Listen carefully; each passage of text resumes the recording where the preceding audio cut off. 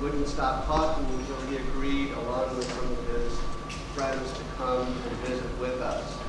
And since that meeting, we have had the privilege of wonderful, wonderful individuals to come and share their thoughts with us. They faced very great odds, and they were at a late start. And as Tom Brokaw writes, that they did not protest. At a time in their lives when their days and nights should have been filled with innocent adventure and love and the lessons of a workaday world, they were fighting often hand to hand.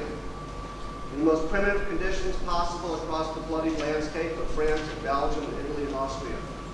They fought their way up a necklace of South Pacific islands, few ever heard of before, and made them a fixed part of American history. They were in the air every day, in skies filled with terror, and they went to sea on hostile waters far removed from the shores of their homeland.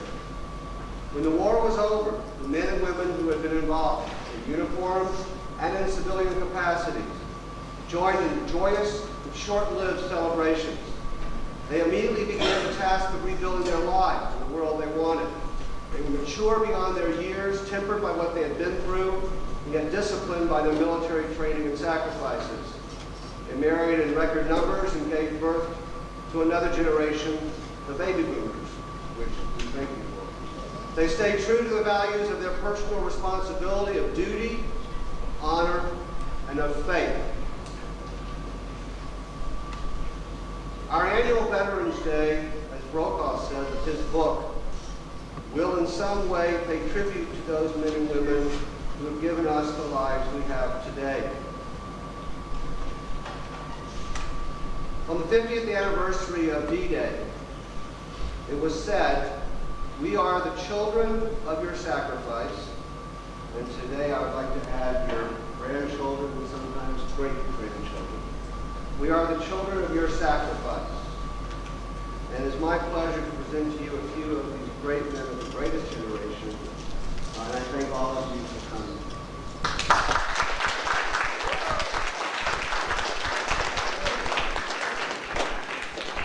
I've asked our speakers to speak approximately 5 minutes, to give anything that they would like to share with you about their experiences.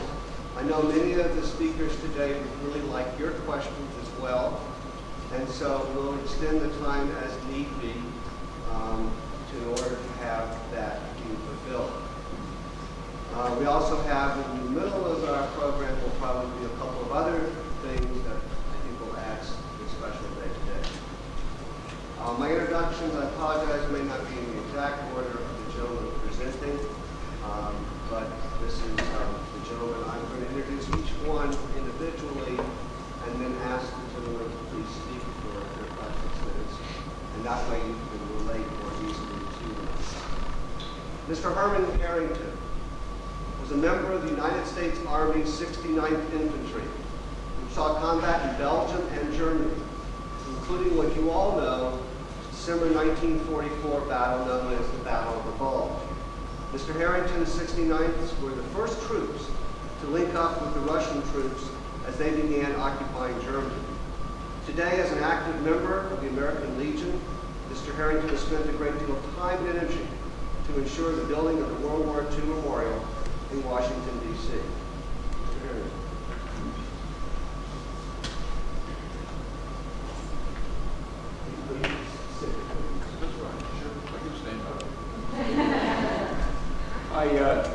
I've been coming here now for several years, and I always have a measure of discomfort in that all of us at the head table are old men. And during our time in service, we weren't old. We were in range between 17 and 19, 20 years old, and we were a force to be reckoned with. As Dennis said, I served in the 69th Infantry Division. I was a demolition man in the infantry. My job was to, we had 2.5-ton trucks loaded with ammunition and explosives in case our regiment needed ammunition hurriedly. And my job was to blow pillboxes. while they were still occupied by German machine gunners. And we had a system of going up there with a DAR man, Browning automatic rifle. The man is covered, and we did successfully blow the ones that were designed for.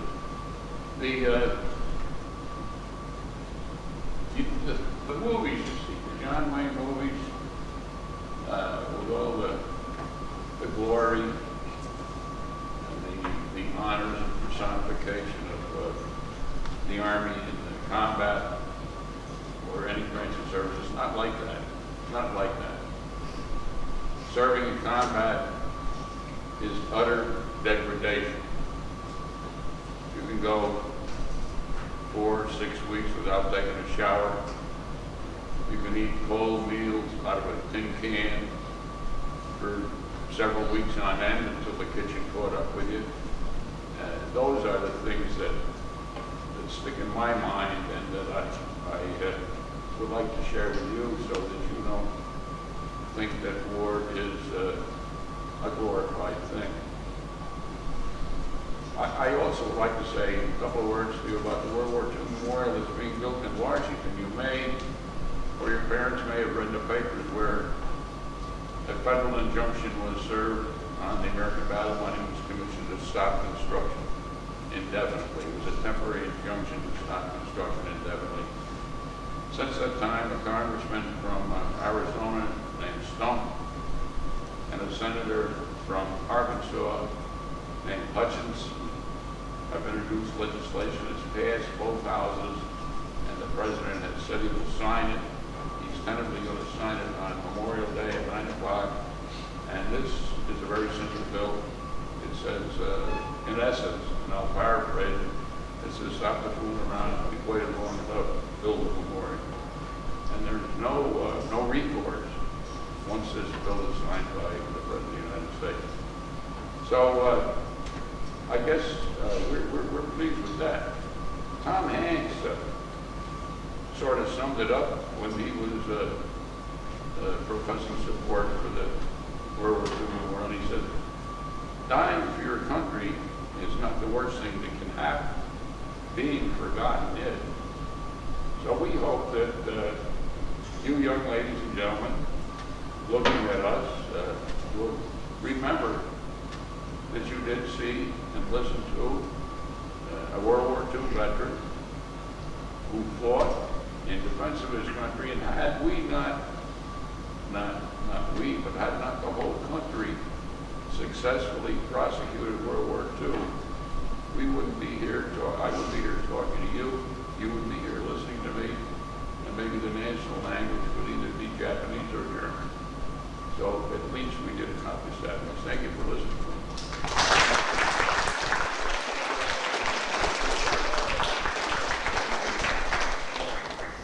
Mr. Robert Bryan was a member of the 8th Air Force. Mr. Bryan flew on B-17, known as the Flying Fortress, where he took the position of waist gunner. Bryan flew approximately 30 missions over France and Germany during his tour of the European theater.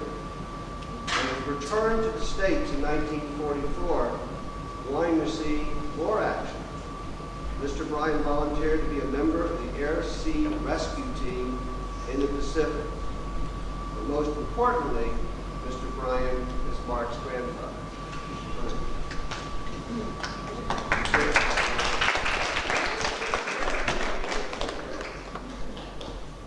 Good morning. Being an old man, I'll sit down instead of standing up. I first want to thank Mark for inviting me here. I asked Mark if I would have to do any talking, and he said, no, Grandpa. So here I am. Thanks a lot, Mark. Well, I started out, I wanted to become a pilot in the Air Force in 42, but unfortunately, I'm not a very good pilot, so they decided that I would be better off to work on the airplanes, and they sent me to a mechanic school for 6 months where we learned to work on the B-17 Flying Fortress. After that, it was factory school for a month out in the Boeing factory in Seattle, then gunnery school, then we got a crew together, and in 1944 we flew over to England. We flew the plane over the northern route. We, as you heard, flew 30 missions. The first mission was March 20th, 1944, over Berlin, Germany. It was the second time that Berlin had been bombed. One of the longest missions was to Poznań, Poland, a 9-hour trip. Usually they were 5 to 6 hours. We flew at 35,000 feet. Of course, we had to have oxygen over 10,000 feet. It was pretty cold up there, so we had electric suits that we'd plug in to keep warm.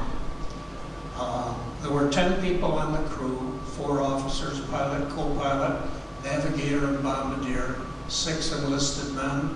The engineer who flew right, his position was right behind the pilots. Behind him was the radio man, and the 2 waist gunners and a ball turret gunner, and the tail gunner. There were 10 gun positions on the planes. The front position were 2 guns, 50 caliber machine guns in the front of the plane, manned by either the bombardier or navigator. Then 2 behind the pilots, operated by the engineer. The radio man had 1 gun that he would fire through he'd take a window out, a hatch in the top of his compartment. He had 1 50 caliber machine gun. Behind him, the waist gunners, that was the right waist gunner, would take out a window on each side. Then the ball turret down at the bottom of the plane, he'd climb into a little 3-foot ball and swivel around and fire at anything underneath the airplane. Then the waist gunners, right and left, then the tail gunners. Unfortunately, we never had to fire our guns at enemy fighters.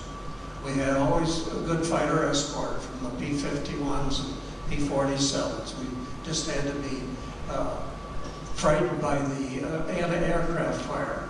You would look out. When you got near the target, they'd start firing their anti-aircraft guns at us, and you'd hear cracks and look out and see a red flash and then a puff of smoke about the size of a bushel basket. And then you might feel the airplane shake and shudder. A few times we were hit, a few holes in the plane, a few engines out once in a while, 1 or 2 engines. But fortunately, none of the crew were ever injured. Our last missions were around D-Day in June and July, over France. They were short missions, just dropping supplies to the resistance fighters. Finished up 30 missions. Fortunately, none of us were ever injured. I guess that's enough. Any questions? I'll be glad to answer.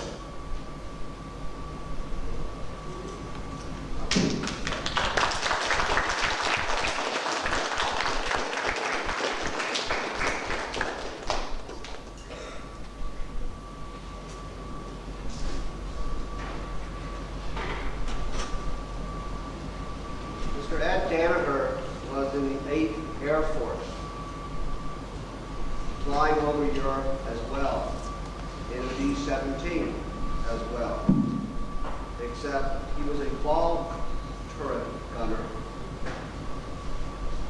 and he flew 17 missions, very successfully. But on his 18th mission, he was shot down. And I present to you Mr. Dan. Thank you.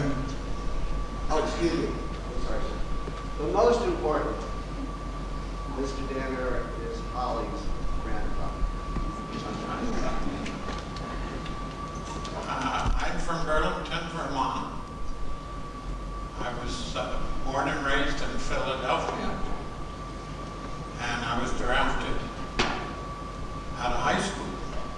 As soon as I turned 18, which was the 7th of May, they grabbed me. And I went through the procedures to determine what they were going to do with me.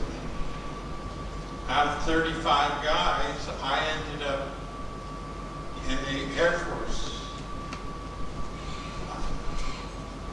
area. I went to Miami Beach for basic training, and from there to Las Vegas, Nevada, where I did gunnery training, and then back to Tampa, Florida, where I did overseas training. We flew our own plane across 150 B-17s, if you can imagine. It was an armada. But we were all single file. We all had our own plane, and we hopped from Savannah, Georgia, to New Hampshire, then to Goose Bay, Labrador, then to Greenland, then to Iceland, and from there we flew into Blackfriars Cross, Scotland. There they took our brand new B-17 away from us, put us on a train, sent us down for more gunnery training, and then we got ready for combat. We were a crew for 6 months, 10 men altogether. So we knew each other quite well, and we started flying our missions. First, the pilot and co-pilot flew 3 missions. Then they took the engineer, then they took the radio man. Finally, a whole crew involved.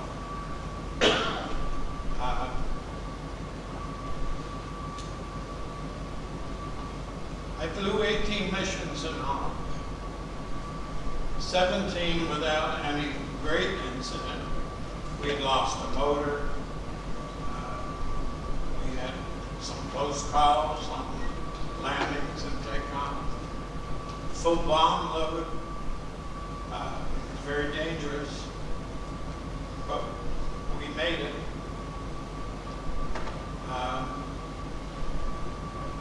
Till the fatal day, but it was during the Battle of the Bulge. We hadn't been up for 17 days because of storms and what all. Our last mission was on Christmas Day, 1944. And when it came to our final mission, we had to get up with mops and glycol. Glycol is like a de-icer. And we had to clean off all the surfaces of the plane with this glycol mop before we could fly. We finally got cleaned off, and up we went. Missions was fine until we got over Cologne, and I don't know what happened, but we had to circle twice. We had to go back over the same target the second time. And the second time they got us. They were firing tracking flag, which starts at the back and comes forward. We were 34,000 feet in the air. It was 34 below zero. And I'm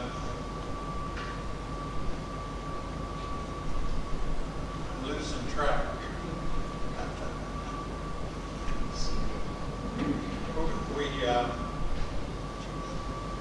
We finally got hit.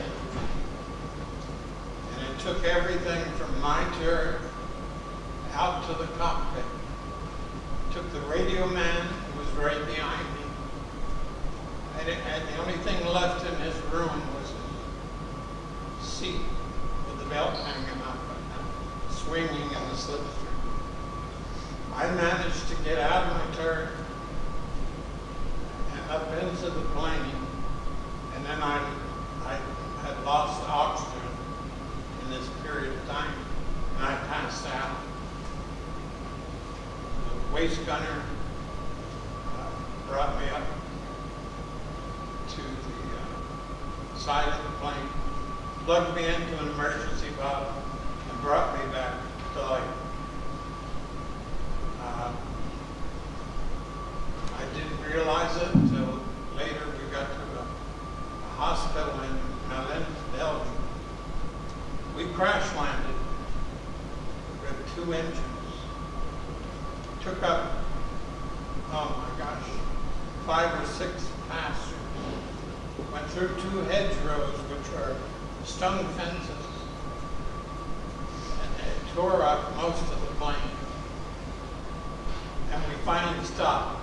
No fire, no, well, we were full of gasoline, because we had broken off the wings. And the waist gunner kicked the door off, threw me out in the snow. And I looked up, there were about 1,000 people. They had accumulated watching us come down. And they carried me into the farmhouse, gave me first aid. My hands and feet were frozen. But the nurse sent out for some Red Cross girls, and they rubbed my hands and feet, rubbed the circulation back in. One gave me a kiss on the forehead. The poor American. My waist gunner looked down and said, "Oh, you're lucky." He said, "You fall into hit and turn it to gold." From there, I went into a British hospital, and which was in Brussels. And from there, I went back to the American hospital in England, where I was subjected to 4 months of hospitalization. The back of this arm was completely out. I found out later from a surgeon that had the shot hit an 1/8 of an inch further, I would never use this arm.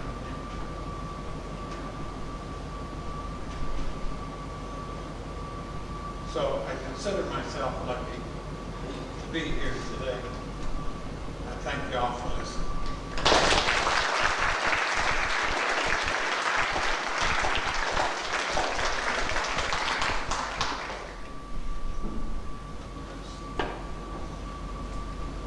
Obviously, the speaker previous to gentlemen did not have our next speaker next to him when they were flying.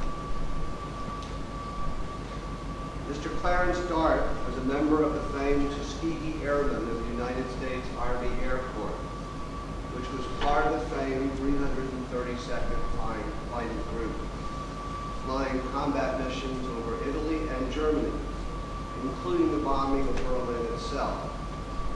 As you all know by now, 332nd never lost a bomber to enemy fighters. Mr. Dart not only survived being shot down once, but fortunately survived being shot down twice during his career at the time of World War II. Mr. Dart. I hope you young men and ladies that are studying the depression, because I was one of the children of depression. There's all of us here. When the United States entered the war, but let me step back just for a second. There was a lot of opposition. Black people were because some senator had said at one time that he had done a study and said black people's cranial cavity was too small to absorb the he was mistaken because black people have been flying since World War I. But anyway, as the Depression wound down, I graduated from high school, and by that time my father's paycheck was down to $25 a week. But in those days, you could buy a lot for $10. We used to go shopping. Three of us, my father, my mother, and myself, with $10, all three of us would come home with our armloads of groceries. But that was about to change because after when the war started, everybody had to go on rations. When you study World War II, you learn about you had to have a coupon for everything. Gasoline, food, you name it. But to get to my military career, when they finally said they were going to start training black people to fly, I went down when the assessment team came by and did the test. I passed the test, and they told me to go home and wait because they were still building the field down in Tuskegee. And they said, when my class is called, we'll cut orders and we can give you an oath of office and send you for training in Tuskegee. Well, meanwhile, my draft board got antsy and I got drafted. And I thought that was the end of my chance to learn to fly an airplane because I had grown up building model airplanes. That was my dream. But being in the field artillery was okay, except when I was in high school, I had taken all the math that I could cram into, and I knew a lot of math in field artillery. The way you aim guns is there's a sight on the breech that looks bad, what they call the aim mistake, and that was the way you pointed when they give you the coordinates. You traverse the gun and elevate the gun according to what you saw on the sight from the aim mistake behind you. But my commanding officer wanted me to go to the field artillery school and become a second lieutenant. But I turned it down because I had found out through the grapevine what happens to brand new second lieutenants. They made forward reserves of them and sent them to the Pacific.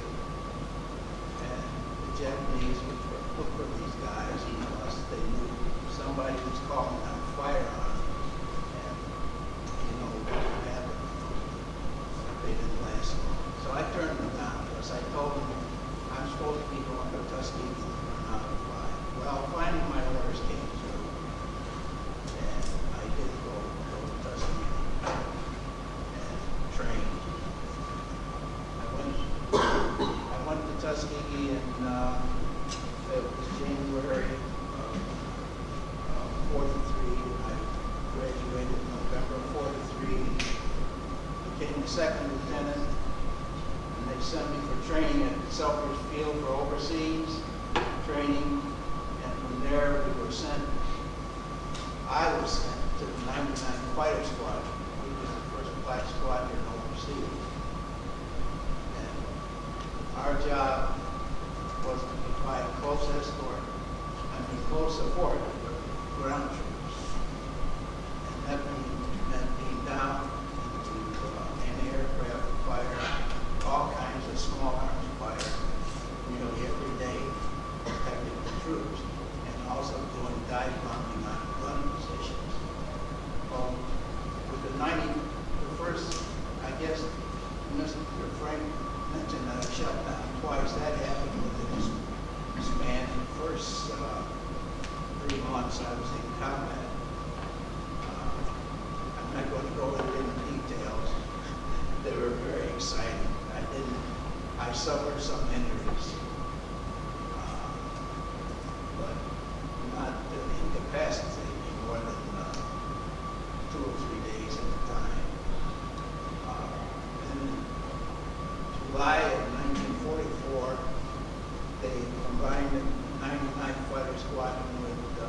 other squadrons that had come over, the 301st and 302nd, and we had taken brand new T-51s and we did long range escort.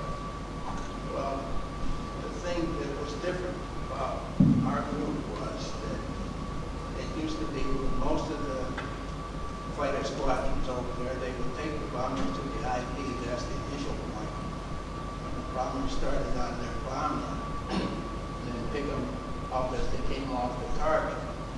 Well, our commander, Colonel Davis at the time, he said, from now on, that would not be the way we do things. You will stay with the bombers all through the mission. Well, it turns out that we didn't like it because we could see what was happening to the bombers. Because, when they went on a bomb run, the Germans would send up so much anti-aircraft fire that it was just horrendous. Especially like the mission when we flew west of Romania. They had 3 rings of anti-aircraft guns around the fighters there. And when those guns started firing and black smoke started blending together, it was just like one big black cloud over the target. You see the bombers going on one side, and then on the other side. Big gaps in formation, so you know what was happening inside that big black cloud. But like he said, we never lost a bomber to enemy fighters. The Germans had gotten so desperate, they were sending up their fighters that in their own flag try to shoot down the bombers, and that was what our job was, to keep the fighters away from the bombers. And we did very successfully. My last mission was to Berlin. There's a little bit of humor in this, but I hadn't seen an enemy fighter in several weeks. And the Germans had their new Me-262 jet fighters, something that we didn't have. Those things were so fast you couldn't touch them unless they tried to slow down and fight with them. But because at that high speed, their radius of turn was so great, they couldn't close in on it. But P-51s, being a little bit slower, could turn inside and shoot them down. Well, I got on the tail of one, and I said, oh my goodness, this is my chance. And I lined up on him, and all of a sudden, I could start down propeller blades. Well, the reason was, I had dropped my tanks, but I forgot to switch from my internal tanks. And the engine had cut off. But by the time I got myself squared away and he got out a big cloud of black smoke and he was gone. That was my last mission because my commanding officer said, you've been good enough. It's time for you to go home. Well, by that time I had completed 95 missions. So I came home. They made an instructor out of me at Tuskegee. And then when the war ended, they closed the field, sent us to LaHut field up near Columbus, Ohio. And no jobs for on the field for most of it. So I got out, went to school, the Aero Industries Technical Institute, came home, got married, got a job at GE, stayed there for 39 years and a few months. Raised a huge family. Here I am.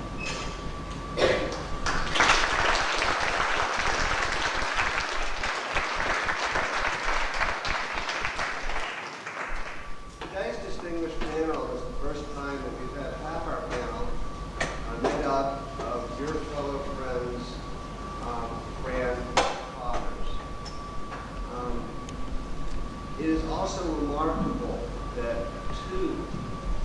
of your friends on this team had grandparents who fought in World War II on each side, both the German side and the American side, and another case for the Italian side, all of the Axis, and the American side.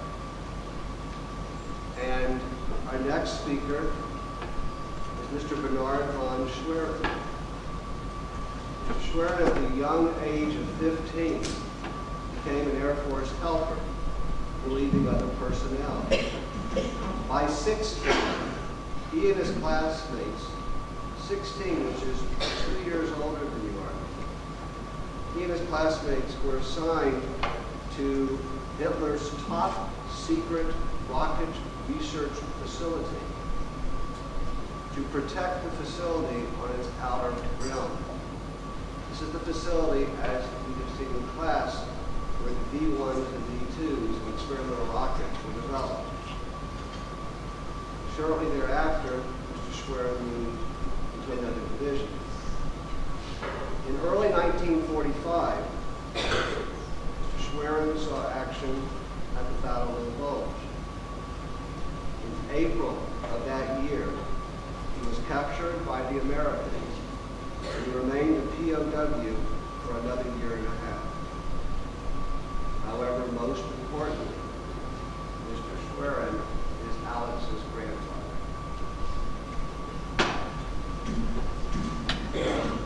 I am very grateful to have been invited to this illustrious meeting here. And I'm meeting people who could be my friends, could have been my friends a long time ago.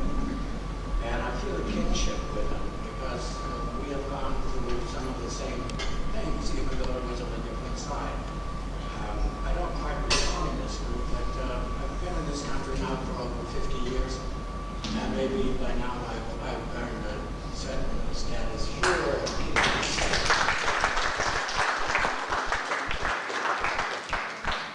When I was your age, you're 14 now, most of you maybe 15, 1 year more, and we had these guys in fancy uniforms, young officers come into the classroom, and they were going to try to hook you into their particular branch of the service. So they give you a wonderful story about all the glory and all the medals, and they had a uniform I couldn't believe. It was just absolutely gorgeous. I think we had the best uniforms in the entire European theater. They were glamorous, and they knew what they were doing. They showed us the wonderful side of war, the glory days, and all of that, but they neglected to mention some of the rather unpleasant events that can happen, and it was very much sanitized. Well, we couldn't wait to join up. I mean, really, this was going to be our chance to impress the young girls and really make it. So when the time came this was in 1943, we were coming back from our vacation, and we found that our school had been relocated. It had been relocated to Peenemünde, which was the rocket research facility in northern Germany near the Baltic. So we moved in there. We were issued some fancy dreamed up uniforms, and of course we were still kids. But on the other hand, we decided we were now very much adults and we wanted to be treated as such. But the first thing they did is they put us back in the classroom. They had barracks all set up with our classes. They didn't miss a single subject, including English and Latin and all the math and everything else. But they added another one, ballistics, because we were going to fire anti-aircraft weapons at these kind of guys here. And we're going to try to make sure that they didn't stay in the air. We, of course, figured we could win the war all by ourselves. So the training at this particular facility was rather lackadaisical. It wasn't all that professional, and we weren't all that much overwhelmed by the hardness of the service. And we figured this was going to go on like this. Well, the time passed rather quickly, and it came time to join the service. Now, at that time in Germany, the service was very prestigious. To be in the military was a very prestigious opportunity. And you looked for a military unit like you would look for a college. So my father took me under his arm and we went to various different cities. We tried, there was an artillery, no, that wasn't good enough. Then there was the armament division. That was the right thing to do. They had a cavalry tradition that went back hundreds of years. And I managed to get in there. So this was in Iroquois, which was near Berlin. And I joined, naturally I volunteered. There was no drafting involved. But I was only 67, at the end of 16, I was 17 years old at the time. And we were trained in European, and then they found that there was too much interruption by enemy aircraft. So we were moved out to Denmark, which was occupied by Germany, and was not being bombed by the Allies, so they would have plenty of time to train us. And that's when the real fun started. This became a little bit tough. I mean, they really took it out on us. We were trained very hard, and then after that I was sent to an officer's candidate school in Herman. A very short time after that, there was an incident at the front. They needed replacements. We were not fully trained, and we were just shipped on trucks into this site in the Western Front. We thought this was going to be all glory and all fun. And the first thing I noticed when we were marching in at night, we saw some outline of a body flattened on the road. It was looked like roadkill. It was one of our artillery people that had been run over by a tank, and they kept running over him. And that shocked the living daylights out of us and scared the hell out of us. And it was almost like you would raise your arm and say, I'm sorry, I changed my mind, I'd like to go back now. But it was too late. So now it was a matter of survival. At first, you thought the only objective was to get as many medals as you could, make all the impressions at home. But now it was a matter of just making it through this awful time period. Well, needless to say, obviously I did make it through. And tanks, of course, we didn't have any more at the time, so and I ended up like Herman here in the infantry. And that's not a very pleasant experience. So everybody's taking pot shots at you, and you just kind of duck and you want to try to make the best of it. Fortunately, I never had to aim a rifle or a weapon at another individual. I don't know if I could have done it or not. Probably, like everybody else, you probably would have done it. Your shooting from a tank is more impersonal. I mean, you're going shooting into a general direction and imagine that it would hit something, or you do the same with the rockets, but not on a direct one-on-one basis. Well, the war was over for me in April of 45. I was captured by an American. The capture was not very glamorous either. We had been trying to get across the clearing and were on a mortar fire. And my guys were trying to get into the woods on the other side. My neighbor, my best friend, was hit in the neck and was bleeding from a wound in the artery. And I was trying to stop the bleeding, so I put my finger on the wound. And by that time, my guys had all left, and I was all by my lonesome, and I was captured. It was no big deal. And when I was captured, I said, well, please take care of this guy, don't let anything happen to him. And they were nice enough to do it, and so I ended up in a camp. The first camp was pretty bad, but after that it was a very nice camp in Leon. I worked in a hospital as an orderly. My main job was to empty bedpans, and again, it was not a very glamorous job. And then I was turned over to the French, and then the prisoner of war business started all over again. I became a prisoner of war to the French, and they were not all that crazy about the Germans. So I decided that I hadn't much to lose, and I took off, and I managed to get through. Ended up in Germany with no papers. Had to live there for a while, and decided, well, really, what am I doing here? Why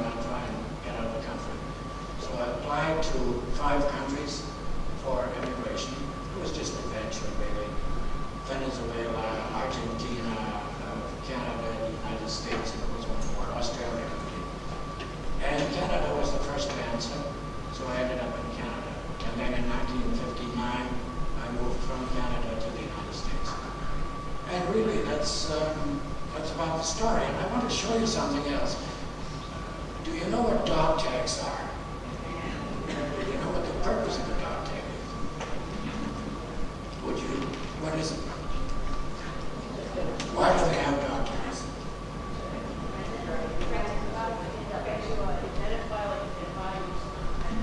Right. What you do is you have two dog tags on a necklace, on a chain.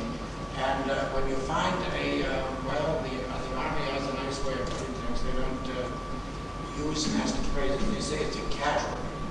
When you find a casualty, you take one of the halves of the dog tag and you turn it over to the authorities, and then they try to trace, and the other half stays with the victim.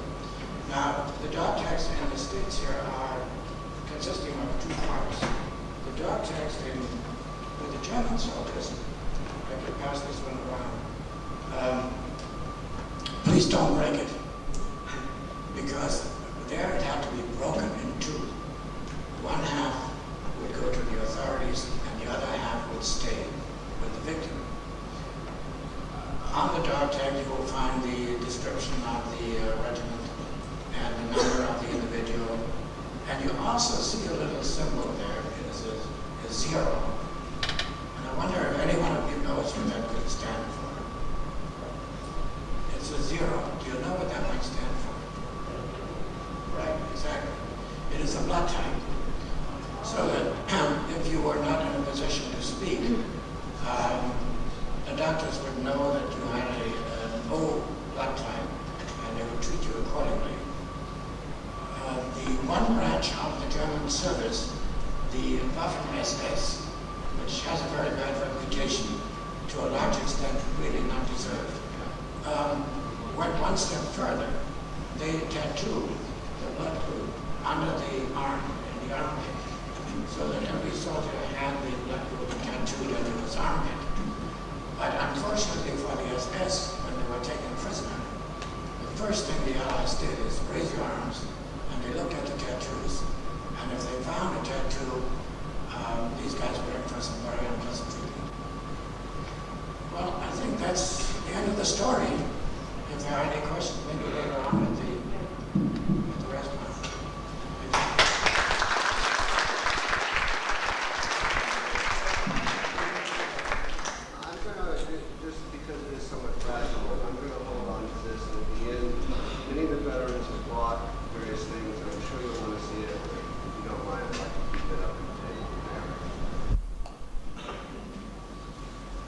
As I had lunch with Mr. Harrington and wouldn't stop talking until he agreed to speak, our next speaker, I was invited to dinner at some of my best friends' home. And it just so happened that this gentleman was up from New York City area, and we got to talking about today. And I eat very quickly, too quickly, my family tells me. That was the longest dinner I've ever had, I think, in my entire life. Because I just, the chin was kind of down, and I was listening for probably an hour and a half or so. And I casually said, you should come up from New York City and join us. And he said, I think I will. And so our next speaker is Mr. Irving Plattner. Mr. Plattner left school at the age of 18, and he would be commissioned as an ensign within 16 months. He was the youngest member of the U.S. Navy to be so named. Mr. Plattner served on a heavy cruiser, the USS Minneapolis, from 1940 until 1942. He then launched a new cruiser, the USS Baltimore, where he served until December of 1945. By the end of the war, Mr. Plattner had been promoted to lieutenant commander. He took part in 15 naval and air battles, including Pearl Harbor, Coral Sea, Midway, and Guadalcanal. Besides active duty, Mr. Plattner has the honor, I would like to hear that story, of escorting some very impressive passengers on his ship. I hope he'll share that story as well with us. Plattner.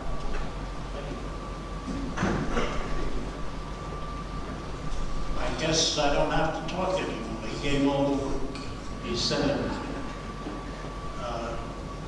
basically, I want to point out a few things. He said 15 battles, but most of these battles were between carriers. It was a new game. All the fighting practically was between carriers, air to air. And the old, not even old, the new surface vessels like heavy cruisers and battleships were more supportive. They were observers, they were spectators, because the carriers got the hell beat out. And I just want to make a couple of points which are not necessarily familiar to people. You all go see the movie, and it will be a glamour movie with army pilots, and they all sharing a girlfriend. That's not the way the war went. I got in very early, July of 1940. It was a peacetime Navy. We hadn't gone to battle for 20-some odd years since World War I. And now we're all based in Pearl Harbor, at least I was, and with another 100,000 sailors on board many ships, and the choice was of women was very scarce. There were no girlfriends around. So I was the athletic officer on board ship, and I took charge of the basketball team, and the baseball team, and the boxing team, because I love sports. And in fact, the week before December 7th, we played the Battleship Arizona's team, and they beat the hell out of us. And then we played the Oklahoma's team, and they also beat us. I tried to be an infielder, but the fields were not like you see in the major fields. They were all stones. I had two grounders hit to me at second base. They both hit rocks in front of me, hit me in the forehead. And I figured, that's enough of me playing. I'll now coach. I want to say one more thing about the Navy. It's a great institution, in the sense that you had a clean bunk every night. You didn't have to sleep in a foxhole. So it worked out, unless you got burned to death, blown up. You had a nice, clean way of living.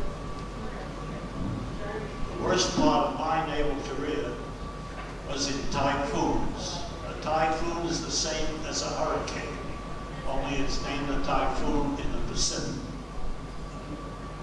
We rode through 3 of those typhoons, and I blame our troubles in the typhoons on Admiral Halsey, because it's very easy for me to blame something. But a typhoon comes through, and it lasts about 12 hours, 6 hours getting to you, 15 minutes while you're there, and it's another 6 hours passing you. If you have enough notice for a typhoon, you can get out of the way by going 300 or 400 miles in that one day to the south or west or east. And you get away from it. But we didn't have that luxury. We had to stay where we were in order to prevent the Japanese from coming down Tokyo. He tells you I was in 15 battles, which is true. But a battle is not like a battle in the infantry. A battle is with you and your ships, and we had a lot of ships by the end of the war, fighting them and their ships. The first year of the war, 1941-42, we got the hell beat out of us. And it's amazing that we survived. The only thing that saved us was the Battle of Midway. We got beat up at Pearl, we got beat up all around Pearl, January February, May, we got beat up in the Coral Sea. Maybe it was a draw, but we got beat up anyway. We lost the carrier Lexington there. Saving grace was that at Pearl Harbor, we did not have any carriers in the naval base. They were out to sea. At Midway, we were very fortunate that we had notice through our wonderful code-breaking facilities that the Japanese were coming to Midway, and we knew a month in advance. And we were dragged out of Noumea, which is a little island east of Australia, to go right back to Pearl without telling us how or why. So we went right back to Pearl. It took us almost 2 weeks to get there. We had to put on more ammunition, more food supplies, and they shipped us right out. And when we got out to sea this time, they told us we're going to stay off the northeastern part of Midway, about 150 miles northeast, and wait for the Japanese fleet, which was coming in from the west. And we had perfect position, and luckily our planes got to their carriers before their carriers got to off to our carriers. And we sunk 4 carriers, and we destroyed the Japanese power for the rest of the war. Now, sinking a carrier is one thing. Sinking the crew and sinking the pilots, which are almost irreplaceable. Some of the boys up here told you it takes months and months to be a good pilot or a good military man. And when we wiped out their pilots, it took them 2 years to get new ones. I just want to point out a few things that might be of interest to you. We had a lieutenant on board who we called Mother McCree. He was a Navy officer who was stuck by the rules of the book. And if you had to put on a helmet or a life jacket or a flashlight with a condom on it to keep it dry, he made you do it in all the practice drills, so that when it came time and his ship, he was transferred to another ship, and he got hit. All his men had their helmets on, otherwise they'd be blown up against the overhead, steel overhead. A lot of my people lost their lives, but his crew came through very well.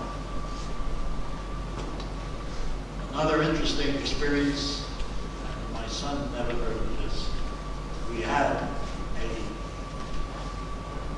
sailor transferred to us who was just served his time for a general court martial, and you didn't hear about it either.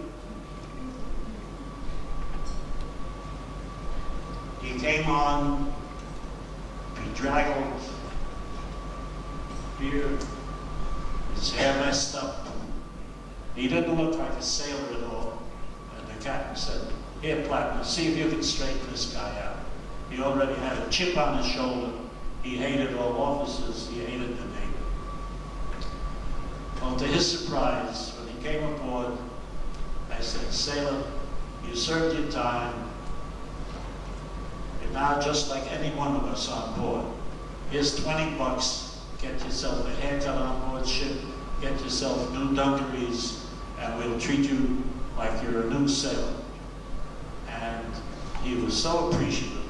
He was never the same. He was a great sailor, and he loved us all. So there's a method to some people's madness.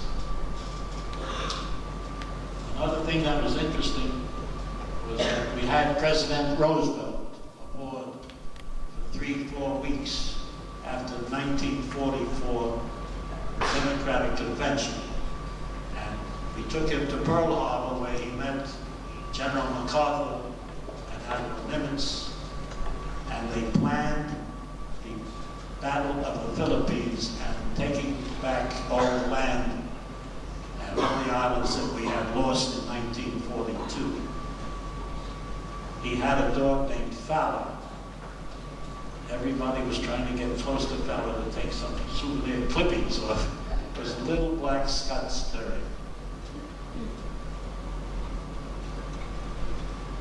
Unfortunately, war has its tough side too. My roommate was a pilot. We had 4 planes on board my heavy cruiser, the Minneapolis.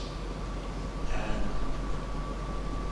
when we went up the slot in Guadalcanal, we needed planes, and these planes could only fly, they were called scout planes. They had pontoons. They were not equipped for combat fighting, but we had nothing else left. So they transferred these pilots, 4 pilots, over to the Guadalcanal area, and within a week or 2 they were all shot down. My wife had the wonderful duty, I'm trying to be sarcastic now, the ship sent his sword, and what else did we send? What else did we get? And it was not pleasant to have to write home and tell them that their son was lost at Guadalcanal. Well, the first year of the war was terrible, I said, and I have to throw in a good word for the civilians. We had nothing. We didn't have a basis to create supplies, an army, equipment, ships.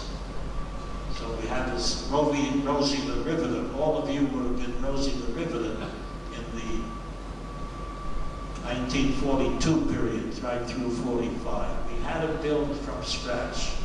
And President Roosevelt quoted that we were going to build 50,000 planes in the next year. And so many ships and so many tanks. The son of a gun, they pulled it off. The wonderful thing, I think the Japanese helped us win the war by attacking Pearl Harbor by surprise, because it unified the whole country. Everybody had a common enemy now. We were not being worried about little things. We had to get the Japanese, and we did it. Finally, in 1945. We had many battles in between. Like in Guam, we shot down 350 Japanese planes in one battle and destroyed the rest of their air force. And I think I've spoken enough. I will turn it over. You want me to keep going? I'll go through lunch and dinner. Thank you very much.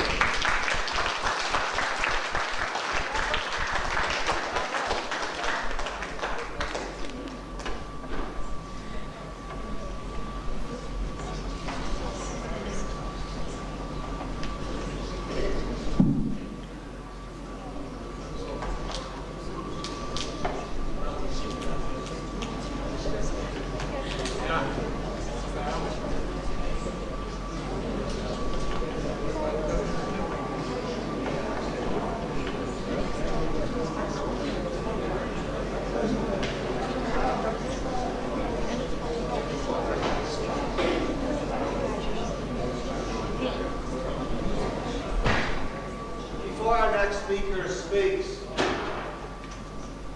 I'd like to introduce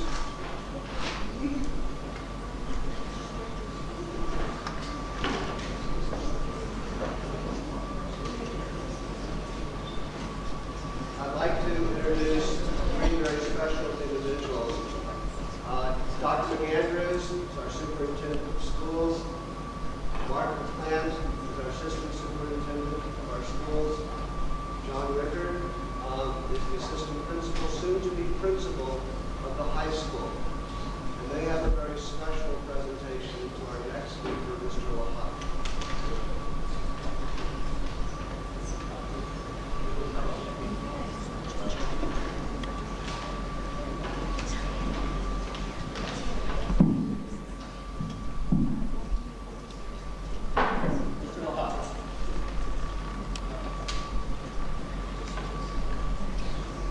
For the students and staff who are here and are veterans of World War II, and Mr. LaHut especially, today is a day called Operation Recognition.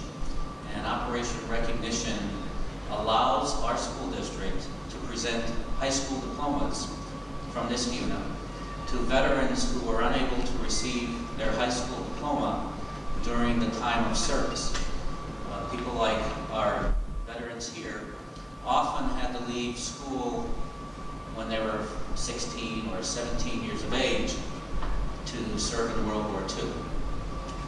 And in many cases, that took them out of high school so that they were unable to receive their high school diplomas.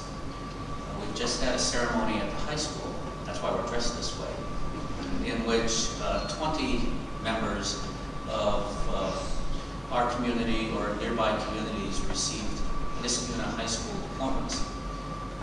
You know, Niskuna High School diploma is a very special document.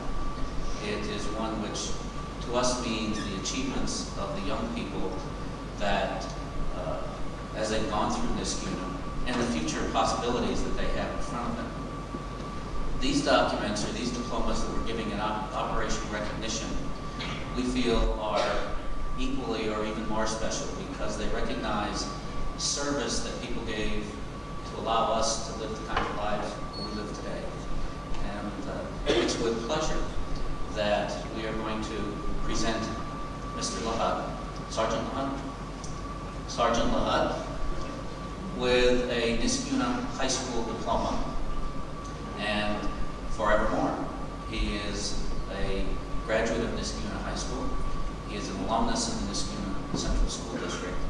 And as part of presenting him the diploma, we will also be presenting him with the Medal of Excellence, which only our top high school seniors receive.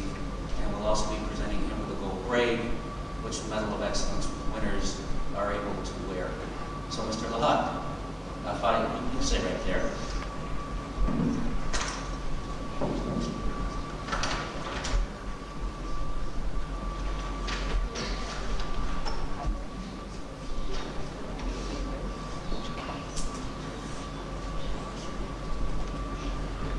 It is our pleasure to certify that Adam LaHut is a graduate of Niskuna High School and is a recipient of the Niskuna High School and Niskuna Central School District High School Diploma. Congratulations.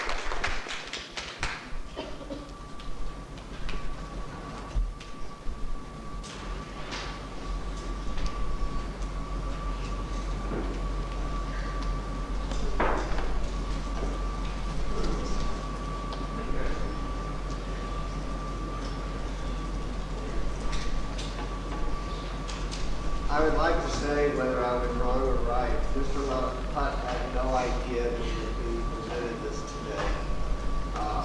But Mr. LaHut has been very kind to be with us over the past few years, and it was an honor for all of us to be here to present this to him. Sergeant LaHut was a member of the United States Army 55th Coast Artillery as an anti-aircraft crew member. Mr. LaHut was ashore at Battle Station at the mouth of Honolulu Harbor, Pearl Harbor, on December 7th, 1941.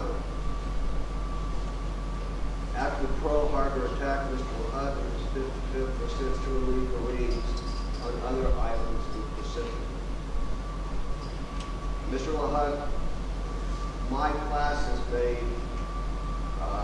talked a lot about the movie that is opening today.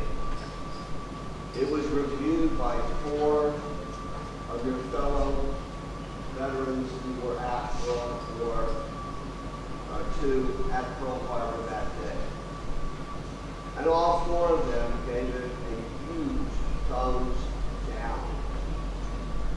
It got 1 star. And from what I gathered by the veterans, probably if they had rated it, would have given it no stars, which all of my students know how I feel about those great movies. And I think, therefore, number one, I don't encourage any of you if you want to see the movie. And if you want to see the movie, perhaps you could take a few minutes to put it all in perspective. As they said, it wasn't a love story, it wasn't glamour, and certainly your experiences reflect that. And so perhaps today, more than any day, your perspective of what happened during that period of time would be most appreciated.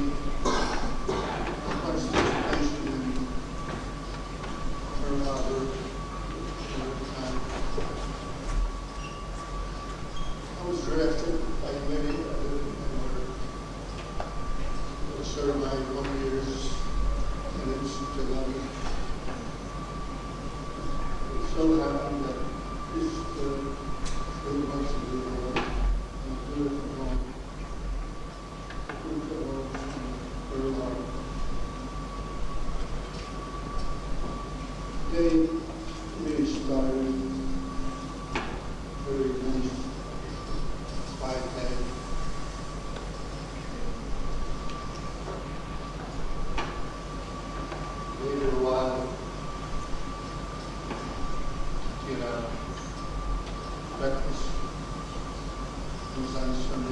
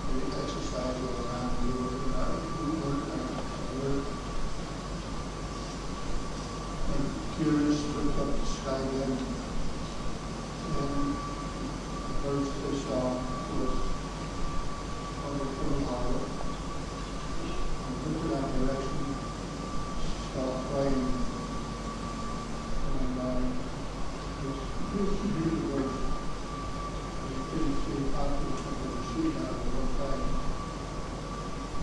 This comes out, capital attack, after all.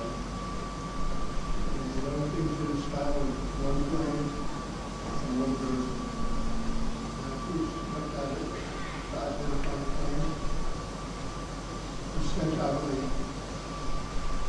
I take a look at the type and I see the license. Small other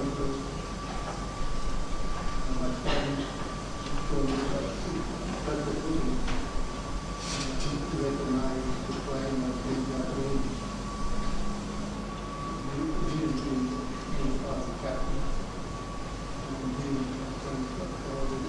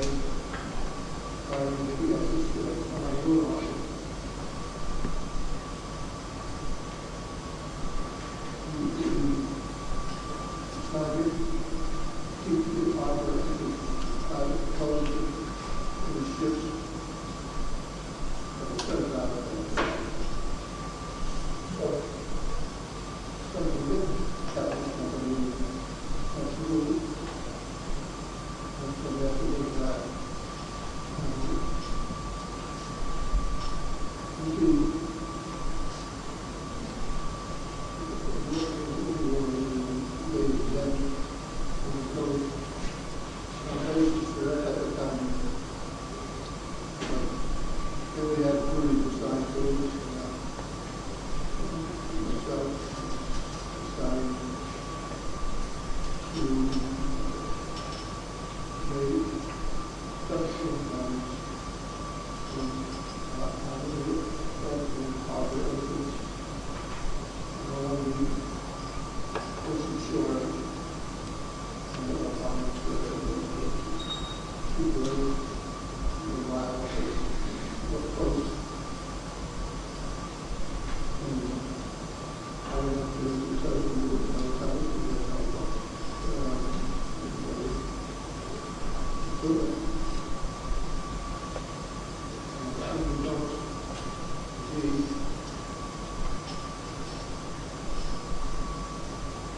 eastward to English station, taken over by U.S. government for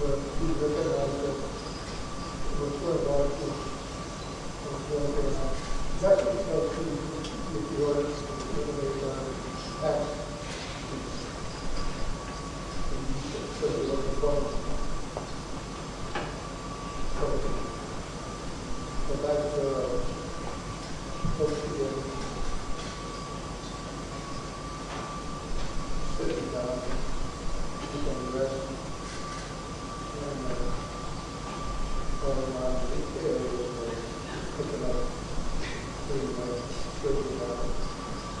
But I was very fortunate. So I just took that out. Oh, this is on watch. In the meantime, when he's playing, so he's flying on the field, he comes out that way. And they, he could fly.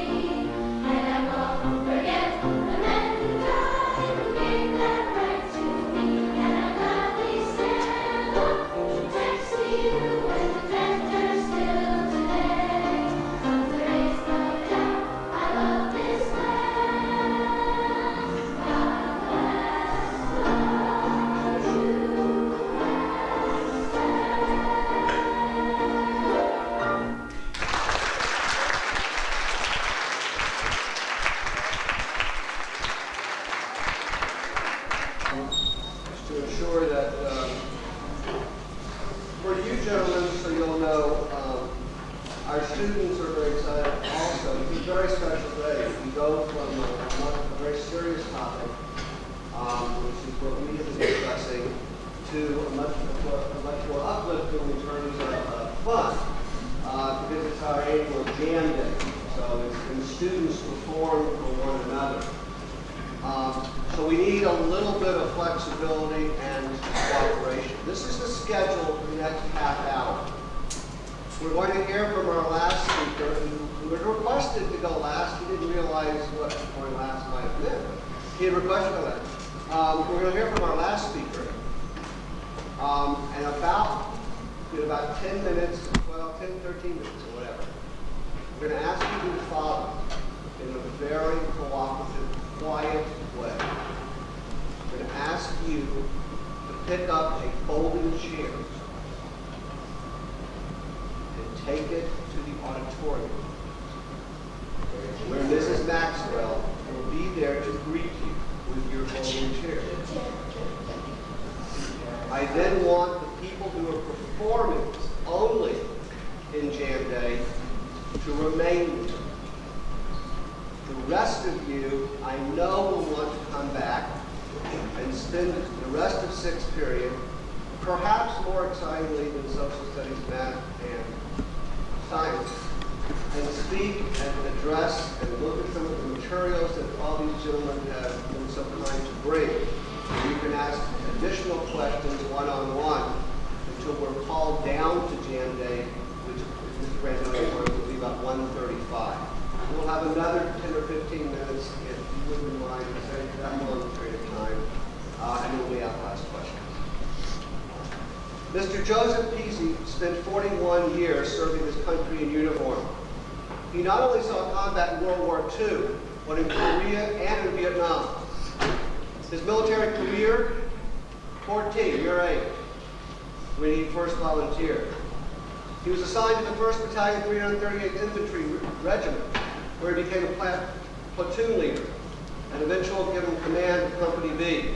His actions included the fighting, as we know, up Italy, as we studied. And this gentleman fought, as we saw, how tall the Italian Alps were. As an additional note, and one I personally find remarkable, Mr. Pizzi, in the Korean War, and if you remember, intelligence said that the Chinese were going to come into the Korean War. General MacArthur decided not to believe the intelligence. The individual responsible for the intelligence report to MacArthur saying that the Chinese were going to come in was Mr. Pizzi. And perhaps a lot of things would have changed if General MacArthur had believed your original report. It's a pleasure to present Mr. Pizzi, who, by the way, most importantly, is Amanda's grandfather.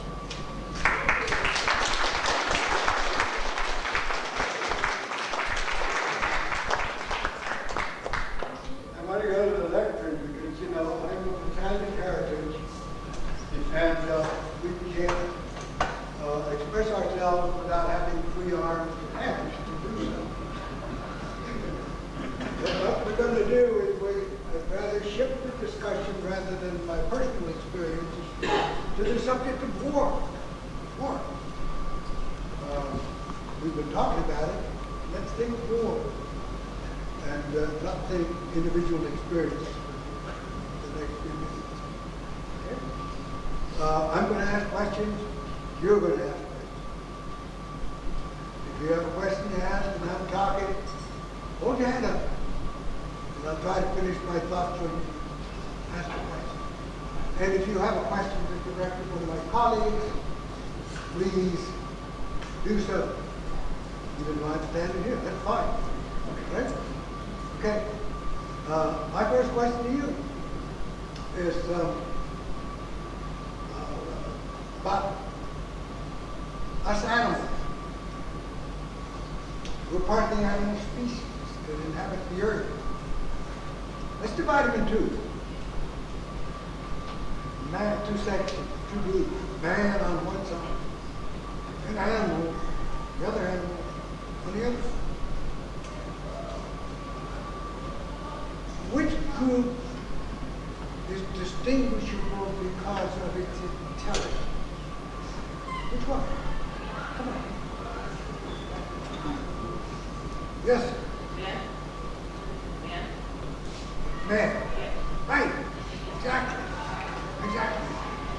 Okay, of these two groups now, which ones engage in organized warfare? Yes, sir. Yeah. Right. Now, that kind of makes you think there's a disconnect there, right? If we're so intelligent, why do we go around organizing and conducting these huge horrible wars? The answer is the nature of man. Nature.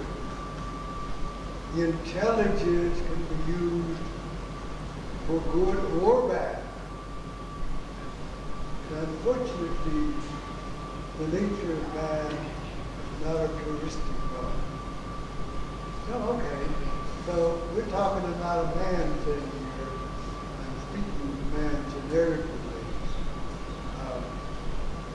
Let's go on from there. Okay, so we do the war. Why do we fight? Why do we go to war? Give me some reason. Yes, sir. Protect our country. Defense. Okay. For more land. For more land. Aggrandizement. For more resources also. Yes, sir. More money. More money. For money, yep. Resources. Money. To defend our rights. To defend our rights. Defend our rights. Defend our rights. To defend our rights. Our self-defense. Right. Any other? General, just to prove that we're better than everybody else. Right. Right. The intolerance of others. You know, the Germans were the super race, right? But we didn't agree with them because deep in our hearts we thought we were the super race. Okay? Intolerance. That includes a lot of things. It includes, for example, religion, right? Intolerance of religion. One religion being intolerant of another. What else does it include? Intolerance because of ethnicity. Talking like George Bush. Ethnic differences, right? Okay. Those are some of the reasons we fight. Now I've got a story, some very sad commentary. I've had a lot of years and decades to think about the war.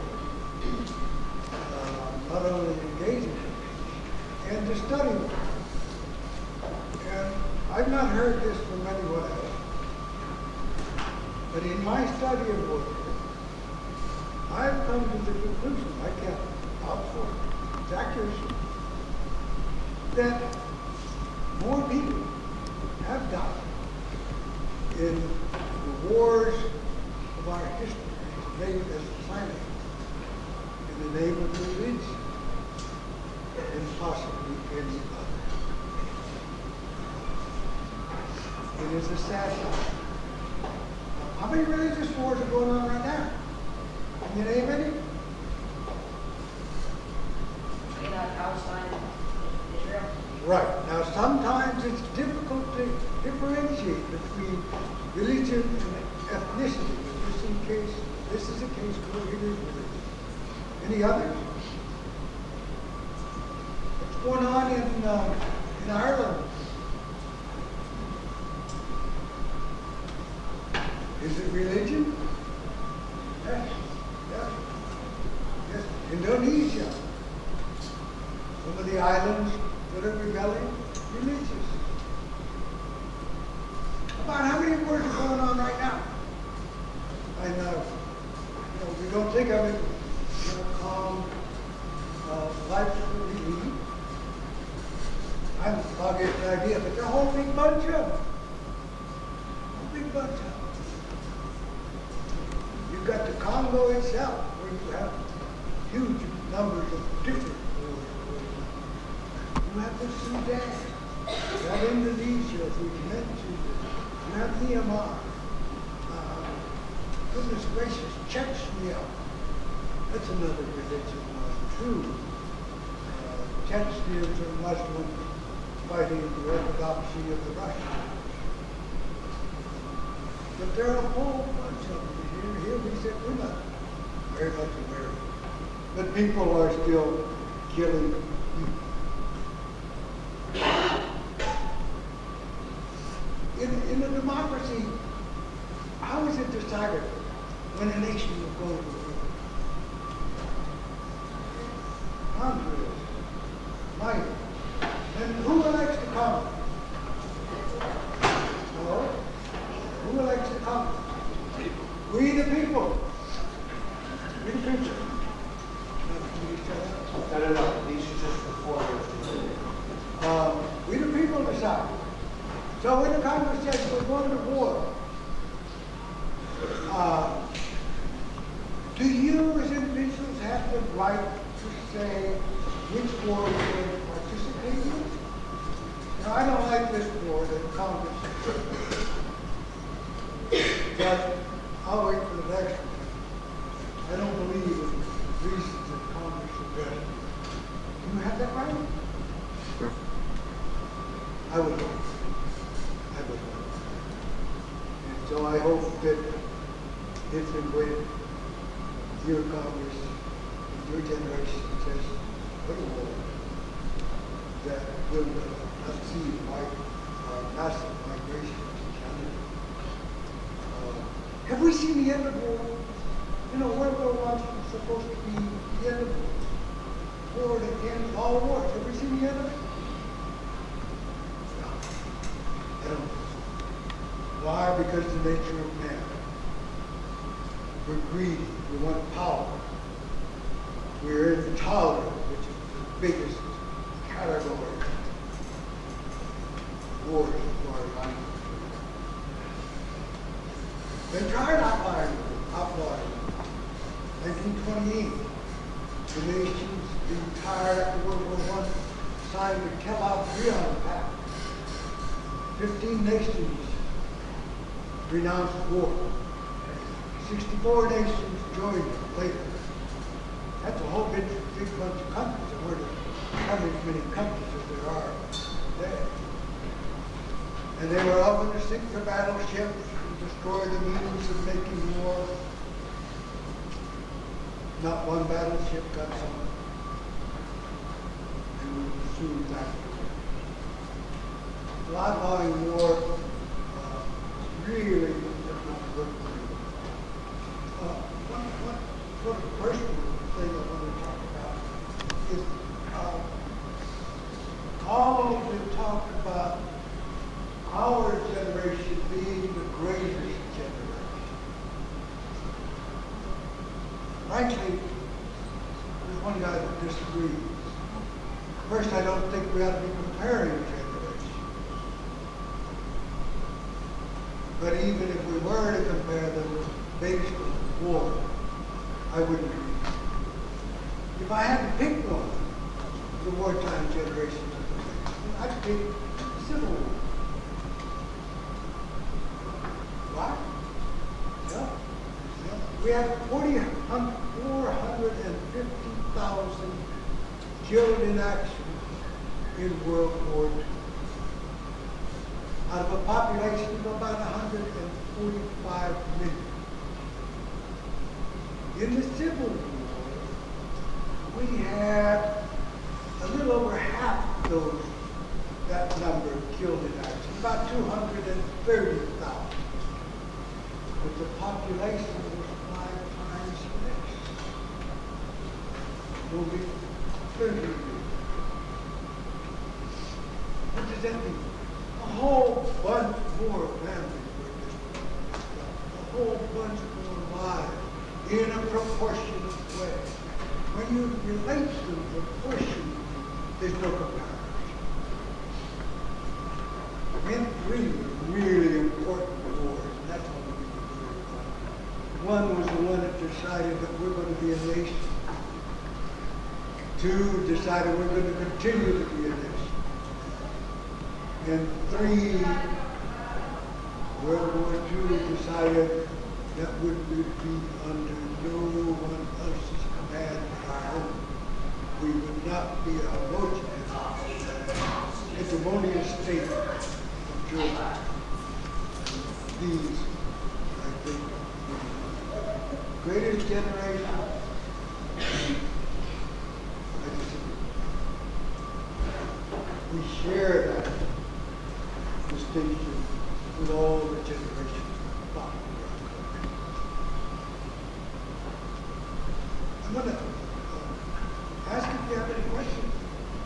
Any questions? I think this would be a perfect opportunity. First of all, I want to thank you and appreciate it.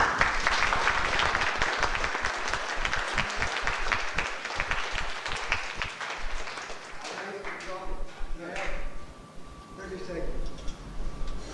We were discussing this after dinner last night, and my son said, "You've got to give the words you gave in a paper that I dictated." And so I want to do that.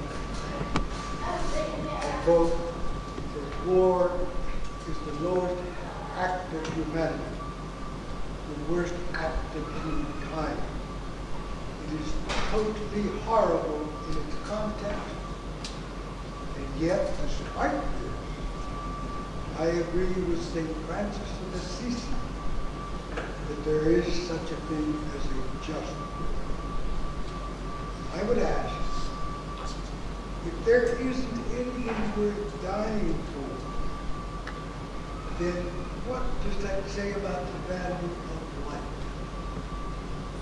Either leaves life a hollowness in concept, or as concept of life is concerned, and a hollowness in the concept of living life. Or, not that, then it makes a charade.